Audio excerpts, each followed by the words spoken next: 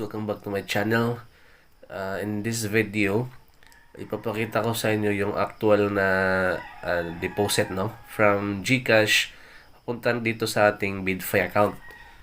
Ayan, check natin yung ating BidFi account. And kung makikita ninyo, meron na lang tayong natirang 105 sa ating wallet.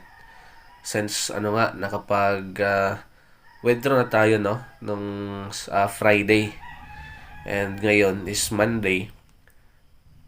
Magde-deposit tayo ng, let's say, 5,000 dito sa ating BidFi account galing dito sa ating GCash. Ayan. So, bago yan, huwag kalimutang mag-subscribe at i-click ang notification bell para po magiging updated kayo sa aking mga upcoming videos. Now, let's go back dito sa ating content ngayon, So, magde-deposit tayo ng 5,000 from GCash papuntang BidFi. Then, kung paano yan gawin, of course, kailangan muna tayong dadaan sa CoinsPH. So, bali from GCash to CoinsPH and from CoinsPH to BidFi. Ayan, so let's start. Dito tayo sa transfer. Then, transfer kasi, meron yan fee na 15 talaga yung fee dyan. May confirmation na rin sa CoinsPH. And yun, pumasok na ngayong atong deposit na or bank transfer na 5,000 from GCash to CoinsPH. And ang last na gagawin natin sa CoinsPH is kailangan nating bumili ng crypto. Ayun, buy crypto tayo. Then let's say itong XRP kasi mababa lang yung yung fee sa withdrawal. So siguro mga 2.5 pwede na siguro mga 2.5 dito. 2.5 ilang XRP na yun? 86. Let's check BidFi kung magkano yung minimum na deposit. XRP,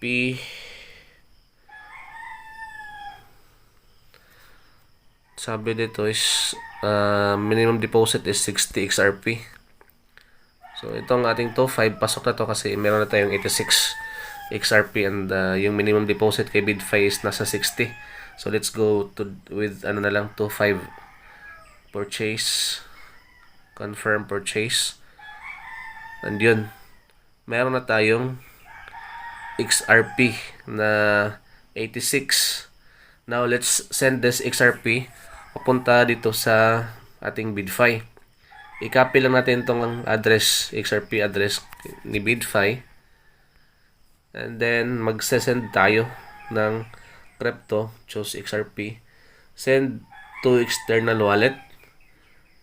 Then let's max na lang nito, and then XRP address yung address na kinapi natin kay BidFi. And of course, huwag yung kalimutan yung tag, since napaka-importante ito. Sabi nga dito,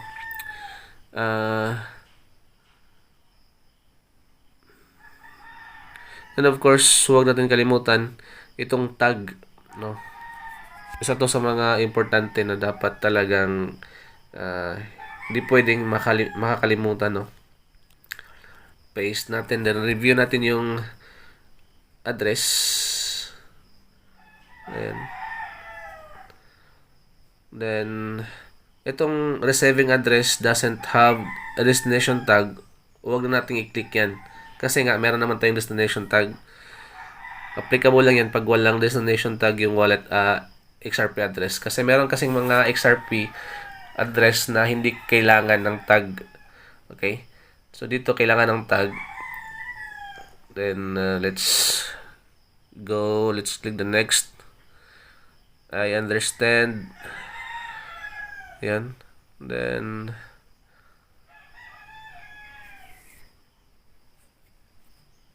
let's confirm. Then, send tayo ng code sa email. And SMS authentication. Yan. Let's check our email. 947596.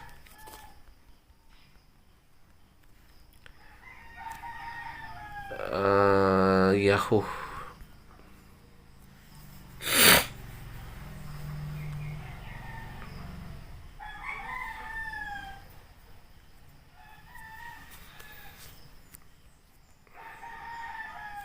739208.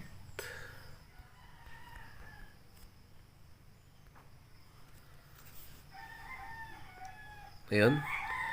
So, nakapending na yung ating withdrawal. And, aantayin na lang natin siya na mag-success. Meron kasi yan confirmation.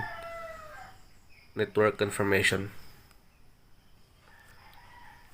And then, pwede tayo dito sa ating BidFi. Refresh lang natin. Ayun. So, pumasok na, no? Yung history. Wallet. Ayan. So, ayan. 86 XRP. Pumasok na nga siya. So, yan. Ganun lang yung proseso ng pag-deposit ng fund from Gcash to CoinsPH to BidFi. Ayan. Huwag nyo rin kalimutang i-share, no? Para sa mga baguhan. Ayan. Thank you po and God bless.